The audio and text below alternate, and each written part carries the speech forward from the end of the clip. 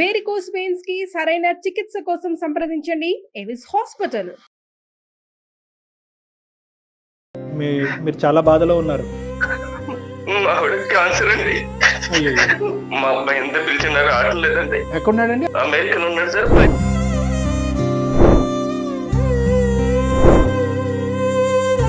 నువ్వు వెళ్ళి పుట్టిన బిడ్డోడు కాదురా, నేను తల్లి తీసుకున్నానని చెప్పారు సార్. తర్వాత మీకు ఎవరైనా సంతానం కలిగారండి? పాప పుట్టిన మీద అనిత మేడం వాళ్ళ హస్బెండ్ సాఫ్ట్వేర్ ఇంజనీర్ ఉండే మేడం. యాక్సిడెంట్ లో చనిపోతే ఆమె ఇంట్లోనే ఉంది మేడం. ఇప్పుడు ఆమెకి 2 పిల్లలు. వాడు ఇంకా మా దగ్గర ఉంటాడు కదా అని మా చెల్లెలు కూతురికి ఇచ్చి పెళ్లి చేయాలని నేను నిర్ణయించుకున్నాను సార్. వాడు అక్కడ అమెరికాలోనే ఒక అమ్మాయిని చూసి పెళ్లి చేసుకుంటున్నాను, మీరు రావాల్సిన అవసరం లేదు, అమ్మ రావాల్సిన అవసరం లేదని చెప్పాడండి.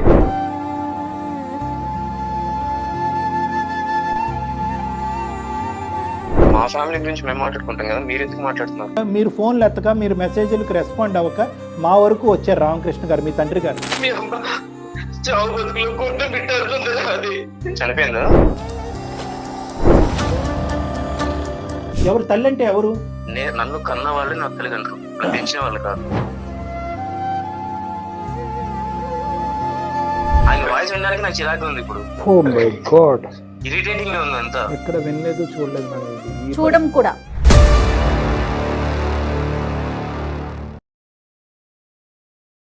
ఏవిస్ హాస్పిటల్ సమర్పించు అందమైన జీవితం కార్యక్రమానికి స్వాగతం. నమస్తే కళ్యాణ్ గారు. నమస్తే జయ గారు. కళ్యాణ్ గారు, రామకృష్ణ అని మనకు ఒక పెద్ద ఆయన మెయిల్ చేశారండి. ఆయన వయసును కూడా మెన్షన్ చేశారు కాబట్టి నేను పెద్ద ఆయన అని చెప్తున్నాను. పెద్ద ఆయన చేయటం చాలా చాలా బాధ అనిపించిందండి నాకైతే. ఇమీడియట్గా మీతో మాట్లాడించాలి అనిపించింది. తప్పకుండా జయ గారు, ఒకసారి కాల్ చేసేస్తానండి. తప్పకుండా.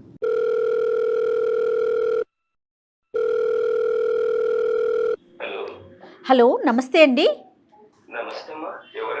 నేను జయానండి, అందమైన జీవితం ప్రోగ్రామ్ నుంచి కాల్ చేస్తున్నాను. సుమన్ టీవీ నుంచి కదమ్మా? అవునండి, అవునవును. చెప్పండి అమ్మా. మీరేదో కంగారులో ఉన్నట్లున్నారు, లేకుంటే బాధగా ఉన్నారు. మీ వాయిస్ అయితే నాకు అట్లా అనిపిస్తా ఉంది. మాట్లాడొచ్చండి. అయ్యో అయ్యో, బాధపడకండి బాధపడకండి.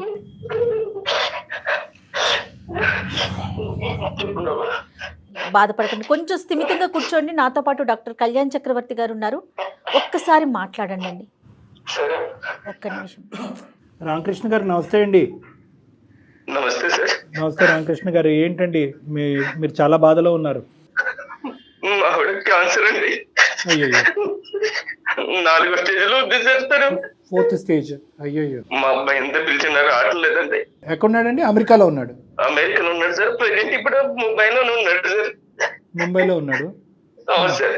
ఎందుకంటే అంత కఠినంగా ఉన్నాడు అబ్బాయి? అంటే తల్లి 4వ స్టేజ్ క్యాన్సర్ లో ఉన్నా కూడా చూడటానికి రాకపోయినంత తప్పు మీరేం చేశారు? ఏం లేదండి, వాడు చిన్న పురిట్లో ఉన్నప్పుడే వాళ్ళ అమ్మ చనిపోయింది సార్. పురిట్లో ఉన్నప్పుడు వాళ్ళ అమ్మగారు చనిపోయారు. వాళ్ళ అమ్మగారు చనిపోయారు. మేము దత్తగా తీసుకున్నాం సార్ వాడిని. వాళ్ళ నాన్న 40 రోజులు కాకముందే ఇంకొక పెళ్లి చేసుకున్నాడు సార్. వాళ్ళ నాన్న వీడిని సరిగ్గా చూసుకోకపోతే మా ఆవిడ చూసి వాడిని ఏమండి మనం దత్త తీసుకుందామండి, మన దగ్గర పిల్లలు లేరు కదా, మన ఇల్లు మన సంసారంలో వాడు ఒకడు ఉంటాడండి, వాడిని మన పిల్లల్లా చూసుకుందామండి అంటే నేను వాడిని దత్త తీసుకున్నాను సార్. నాది సెంట్రల్ గవర్నమెంట్ ఉద్యోగం సార్ నాది. అయితే వాడికి బాగా చదివించుకున్నాం సార్ వాడిని. అంత చదివించుకున్న తర్వాత వాడికి ఇంటర్మీడియట్ ఆ లెవెల్లో ఎవరు చెప్పారు సార్, మా బంధువులు. నువ్వు వెళ్ళి పుట్టిన బిడ్డోడు కాదురా, నేను దత్త తీసుకున్నానని చెప్పారు సార్. అప్పటి నుంచి వాడు మమ్మల్ని దూరం దూరం దూరం ఉంటున్నాడు సార్. రామకృష్ణ గారు, తర్వాత మీకు ఎవరైనా సంతానం కలిగారండి?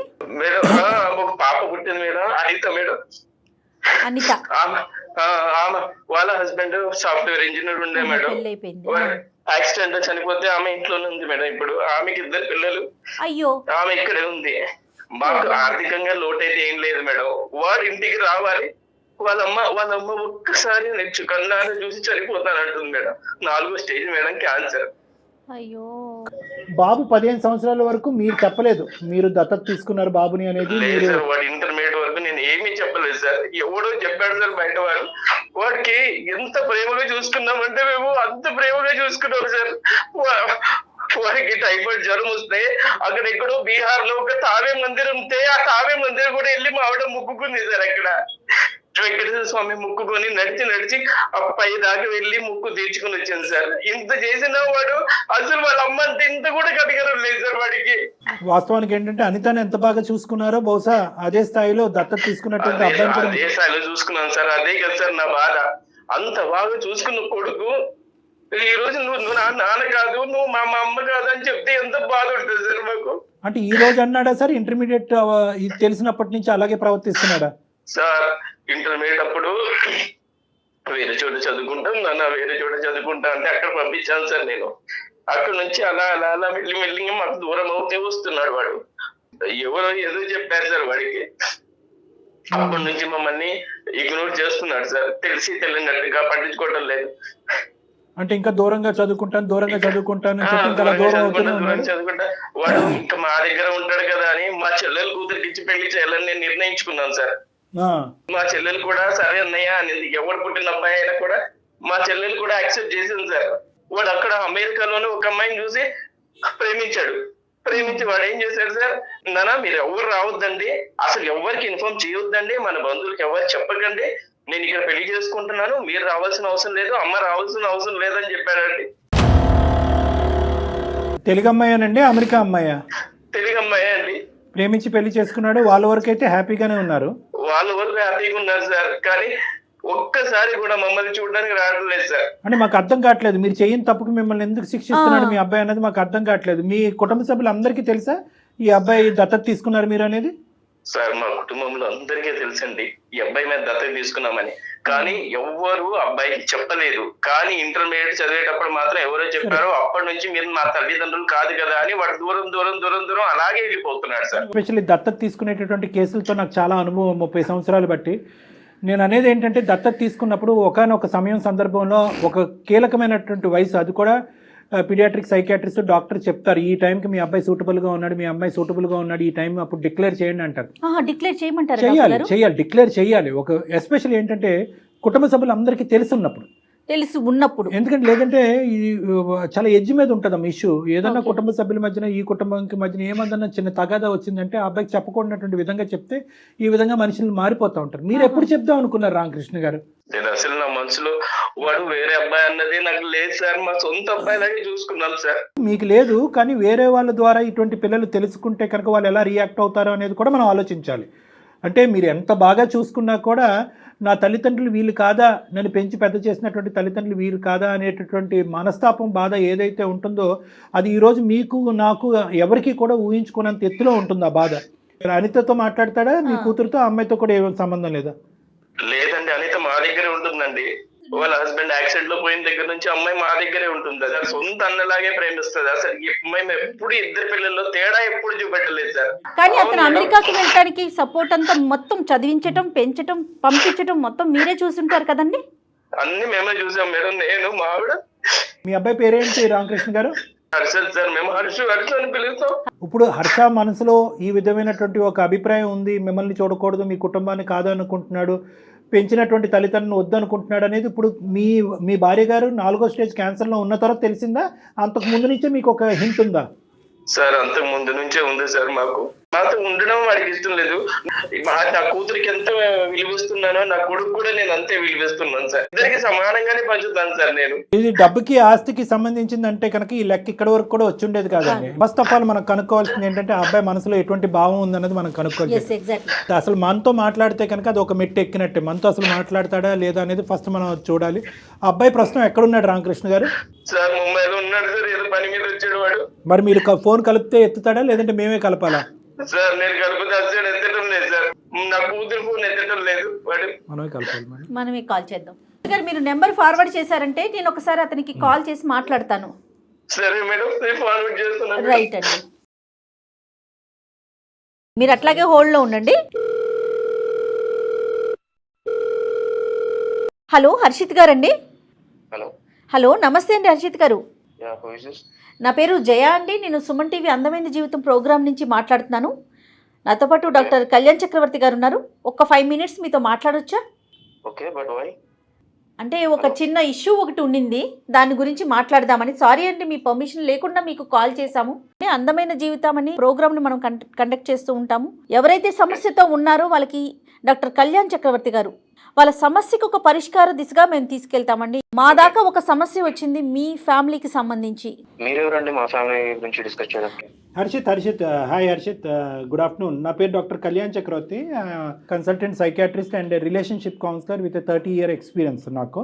ఈ ప్లాట్ఫామ్ అనేటటువంటిది ఏంటంటే not to trouble you or struggle you, మిమ్మల్ని ఇబ్బంది పెట్టి బాధపెట్టే కాదు. నేను ఎవరో తెలిస్తేనే కదా మీరు నాతో మాట్లాడటానికి ఒక అవకాశం ఉంటుంది. ఒక పెద్ద ఆయన పడేటటువంటి బాధ మీ వరకు తీసుకొస్తే మీరు ఏమన్నా దానికి ఒక సలహా సూచన ఇస్తారేమో అనే ఉద్దేశంతో, ఒక మానవతా దృక్పథంతో చేసేటటువంటి ప్రయత్నం. మా ఫ్యామిలీ గురించి మేము మాట్లాడుకుంటాం కదా, మీరు ఎందుకు మాట్లాడుతున్నారు? మాట్లాడుకోవట్లేదు అనేదే మీ నాన్నగారు చెప్పేటటువంటి మాట అండి. రామకృష్ణ గారు చాలా బాధాకరంలో, చాలా భయంకరమైనటువంటి వేదంతో ఈరోజు మీ నాన్నగారు మాకు ఫోన్ చేసి, మీ తల్లి గారు ఎవరైతే ఉన్నారో ఆవిడ 4వ స్టేజ్ క్యాన్సర్లో చావు బ్రతుకుల మీద కొట్టుమిట్లాడుతున్నారు, ఆవిడ ఆఖరి కోరికగా మీ మొహం చూడాలి, మీతో మాట్లాడాలి అనేటటువంటి ఆలోచనతో పరితపించిపోతున్నారు.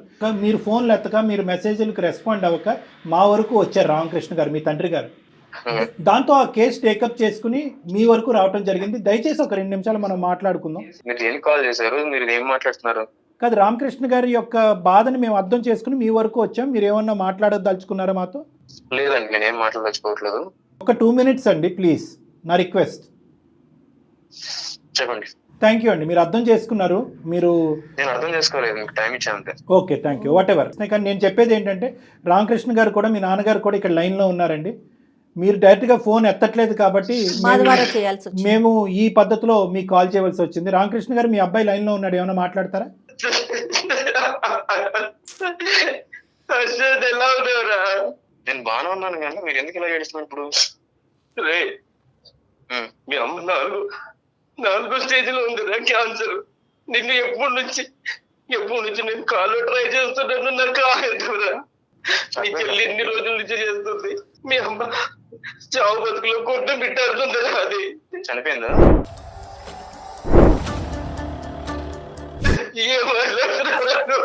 ఒక్కసారి వచ్చి చూడరా, ఒక్కసారి వచ్చి చూడరా. అమెరికా వెళ్ళిన దగ్గర నుంచి నువ్వు ఎందుకు రాదా తయారయ్యావు? నేనేం చేయరా, మీరు నన్ను అర్థం చేసుకోవడంలో తప్పు పడ్డారు అంతే. ఏం తప్పు చేశాను రా చెప్పు. ఎందుకు ఇవన్నీ ఈ సోలంతా నాకు ఎందుకు చెప్తున్నా ఇప్పుడు? అదే ఒక్కసారి వచ్చి మీ అమ్మని చూసేళ్ళురా, మీ అమ్మ పరిస్థితి ఎలా ఉందో చూసేళ్ళురా. లేదు, ఇప్పుడు మీరు నాకు ఇంత ఫోన్ చేసి కాల్ మాట్లాడి మాత్రం అన్ని జరిగిపోవు, ఓకేనా? రాను ఒక్కసారి నీ కాళ్ళు పట్టుకుంటారా, నీ కాళ్ళు పట్టుకుంటారా, నీ కాళ్ళు పట్టుకుంటారా? ఒక్కసారి ఎమోషనల్ నా దగ్గర వద్దు. హర్షిత్, ఒక్క నిమిషం. రామకృష్ణ గారు ఒక్క నిమిషం, నేను ఉన్నాను ఇక్కడ. ఒక 2 నిమిషాలు మనం మాట్లాడుకుందాం. హర్షిత్, నువ్వు ఇంత కఠినంగా మాట్లాడుతున్నావు, కానీ నిన్ను నిలదీసి నిన్ను ఒక పద్ధతిలో మాట్లాడేటటువంటి కెపాసిటీ నాకు ఉన్నా కూడా నేను అలా మాట్లాడాలని అనుకోవట్లేదు. ఎందుకు అంటే కనుక ఈరోజు మీరెవరండి అని చెప్పి 2 నిమిషాల్లో నువ్వు ఫోన్ పెట్టేస్తే కనుక ఇంక ఈ కథ కంచికెళ్ళినట్టే, మనం ఏం చేయలేం. ఇంట్లో ఉన్నటువంటి మీ తల్లి యొక్క దిక్కులేనటువంటి పరిస్థితిని చూస్తూ నేను నీతో ఇప్పటికీ కూడా మర్యాదగా నిదానంగానే మాట్లాడాలని అనుకుంటున్నాను. అది నా సంస్కారం అనుకుంటాను, నా అనుభవం అనుకుంటున్నాను. రెండే మాట్లాడి. పెద్ద ఆయన చేయటానికి 2 కారణాలు ఉన్నాయి. ఒకటి, నాయన చావు బతుకుల్లో ఉండేటటువంటి నీ తల్లిని చూడటానికి ఒకసారి రారా బాబు అని ఒక రిక్వెస్ట్. తల్లి కాదు, 1 నిమిషం అన్న. ఈ డిబేట్ లోకి వెళ్తే మనం ఎంతసేపన్నా మాట్లాడుకోవచ్చు. ఎవరిని తల్లి అంటారు? ఎవరు తల్లి అంటే ఎవరు? అంటే నిన్ను కనీ పెంచి పెద్ద చేసి ఈ స్థాయి వరకు తీసుకొచ్చినటువంటి వ్యక్తిని తల్లి అంటాం తప్ప. అంటే ఓన్లీ కనకపోతే తల్లి కారా అండి? పెంచి పెద్ద చేయలేదు, ఆవిడ తల్లి కాదా మీకు?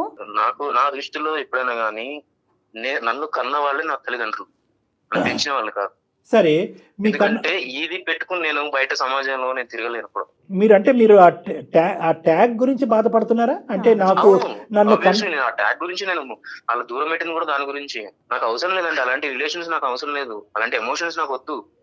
అంటే ఎందుకు పేరు సంపాదించుకున్నాను, ఎందుకు అని చెప్పేసి నన్ను ఎవరు నోటీస్ చేయొద్దు. మీకు అనిపించేటటువంటి ఒక అంశం అంటే, నాకు ఏ తల్లి అయితే నన్ను కన్నదో ఆ తల్లి నన్ను పెంచి పెద్ద చేస్తే కనుక అది మీకు నచ్చుతుంది. ఏ తల్లి అయితే కనుక కనదో, ఏ తల్లి అయితే కనుక మమకారంగా మిమ్మల్ని పంచుతుందో ఆ తల్లి చేయనటువంటి పాపానికి ఈరోజు శిక్ష అనిపించాలా? అలా మీరు అనుకుంటే నేను ఏం చేయలేనండి. నాకు ఇక్కడ కావాల్సిందంటే ఏంటి, నాకు సమాజంలో కొంచెం పేరు కావాలి. సో వీళ్ళ వల్ల నా పేరు అనేది స్పాయిల్ అయ్యేలా ఉంది. రీజన్ ఏంటో, ఎట్లా ఏ విధంగా అవుతుందో మరి మీ కాన్సెప్ట్ ఏంటో మాకు అర్థం కావట్లేదండి హర్ష గారు. నేను వాళ్ళ పేరెంట్స్ యాక్సెప్ట్ చేయనండి. మీ అభిప్రాయం, సమాజానికి ఉండదు అలాంటి అభిప్రాయాలు. అంటే అటువంటి అనుభవం మీకు ఏమన్నా ఉంటే ఉందా చెప్పండి. చెప్పండి. అంటే ఎవరన్నా మిమ్మల్ని చిన్న చూపు చేశారా, దత్తత తీసుకున్నారా, నువ్వు ఆవిడకు పుట్టినటువంటి బిడ్డో కాదు అని ఎవరన్నా మిమ్మల్ని చిన్న చూపు చేశారా? చాలా సందర్భాలు నేను ఫేస్ చేశాను కాబట్టి అంత పెంచిన వాళ్ళు కూడా కాదని ఎందుకు వచ్చేసాను. నేను ఎంత బాగా హర్ట్ అయి ఉంటాను వాటి గురించి. నేను అలాంటి ఫేస్ చేశాను చాలా. సో దానివల్ల నేను వాళ్ళకి దూరం పెట్టేశాను అంతే. But where is this originating from అనేది ఒక్కసారి ఒక సైకాట్రిస్ట్గా అనలైజ్ చేసుకుంటున్నాను. ఎక్కడి నుంచి ఇది పుట్టుకొచ్చింది, ఎందుకంటే మీరు ఇంత కఠినంగా ఆవిడ ఉందా, చనిపోయిందా, మీరు ఎందుకు ఇలాంటి సీరియల్ నాటకం ఆడుతున్నారు, ఇలాంటి మాటలు అన్నా కూడా నేను మధ్యలో దూరి నా కోపాన్ని వ్యక్తపరచలేదు. ఎందుకంటే కనుక ఏదంటే 15 to 17 years వయసులో ఇంటర్మీడియట్ టైంలో ఎవరో మీకు వీళ్ళు కాదురా నీ తల్లిదండ్రులు వాళ్ళు అని చెప్పినప్పుడు మీ మనసు ఎంత గాయపడిందో అనేది నాకు అర్థమైంది. రెండోది ఏంటంటే కనుక ఒకటికి చాలా సందర్భాల్లో నువ్వు దత్తపుత్రుడు అనేటటువంటి మాట అనటం వల్ల మీ మనసు గాయపడి ఉంటుంది అనేది కూడా నాకు అర్థమైంది. కానీ నేను ఇంకొక యాంగిల్లోంచి వస్తున్నాను. అదేంటి అంటే కనుక ఏ తల్లి అయితే కనుక చనిపోకుండా మీరు అనాథ కాకుండా ఉండేటటువంటి పరిస్థితి ఆ తల్లి పెంచుంటే కనుక ఆ పేదరికంలో ఈరోజు మీరు అమెరికా వెళ్ళుండేవారా, ఈ స్థాయిలో మీరు ఉండేవారా, ఈ సంపాదన మీకు ఉండేదా? ఇది నెంబర్ 1. నెంబర్ 2 ఏంటంటే తల్లి చనిపోయినటువంటి మీ కన్న తల్లి ఈ జ్ఞాపకాలన్నీ మీకు గుర్తు చేస్తూ మిమ్మల్ని బాధపడుతున్నాను ఏమనుకోవద్దు. మీ కన్న తల్లి చనిపోయినటువంటి 10 రోజులకో 15 రోజులకో ఆ మహానుభావుడు ఇంకో పెళ్లి చేసుకున్నాడు అనేటటువంటి ఆలోచన ఉన్నటువంటి కుటుంబంలో మీరు పెరిగి పెద్ద అయి ఉంటే కనుక సంతోషించి ఉండేవారా? అంటే మీ వాదనకి నేను ఏకీభవిస్తున్నాను. అంటే నా కన్న తల్లిదండ్రులు వేరే వాళ్ళు కాదు. మేమేమంటున్నా అంటే కన్నటువంటి వాళ్ళు ఎవరైనా కూడా పెంచినటువంటి వాళ్ళు మీకు ఆ సంతోషాన్ని సుఖాన్ని ఇచ్చేటటువంటి వాళ్ళు తల్లిదండ్రులు కాదు, దేవుళ్ళు అని అంటారు. ఒక అనాథగా ఉన్న ఒక బిడ్డను తీసుకొచ్చి పెంచి పెద్ద చేసి అమెరికా లాంటి కంట్రీకి పంపించడం వాళ్ళు చేసిన తప్ప అంటే అర్థం కావట్లేదు. అతను కాన్సెప్ట్ ఏంటంటే వాళ్ళని తప్పుగా చూపెట్టట్లేదు, కానీ ఇతనికి పడినటువంటి ఆ బీజం ఏదైతే చిన్నప్పటి నుంచి 4 విధాలుగా మాట్లాడుకుని నుంచి ఇతన్ని హేళన చేసి వెక్కిరించేటటువంటి ప్రయత్నం చేశారో ఆ ట్యాగ్ లైన్కి కారణమైనటువంటి వాళ్ళు వీళ్ళే నన్ను పెంచినటువంటి దత్తత చేసినటువంటి ఈ తల్లిదండ్రులు లేకపోతే నాకు ఆ ట్యాగ్ ఉండదు కదా అని చెప్పి. కరెక్టే. ఆ తల్లిదండ్రులు లేకపోతే ఈ రోజు మీరు ఎక్కడున్నారు? నన్ను మీరు ఎందుకు పెంచారు, నన్ను పెంచకుండా ఉంటే బాను, నా గాలికి నన్ను వదిలేసేటటువంటి మాట ఈ రోజు మీరు సుఖంగా సంతోషంగా అమెరికాలో దర్జాగా బతుకుతూ ఉన్నప్పుడు అడిగేటటువంటి మాట కాదండి. ఒకప్పుడు వాళ్ళు పెంచకపోతే కనుక మీరు ఎక్కడో ఏదో చేసుకుంటూ బతుకుండేవారు. అప్పుడు కూడా ఈ మాట అన్ని ఉండేవారా? ఇదేంటి ఇంత అన్యాయం చేశారు నా కన్న తల్లిదండ్రులు, ఈ సమాజంలో నన్ను పెంచి పెద్ద చేసేటటువంటి ఒక నాదుడే లేదు అని అప్పుడు బాధపడి ఉండేవారా? ఈ రోజు మీరు కంఫర్ట్ జోన్ లోకి వచ్చాక మీరు అంటున్నారు నన్ను ఎందుకు పెంచారు.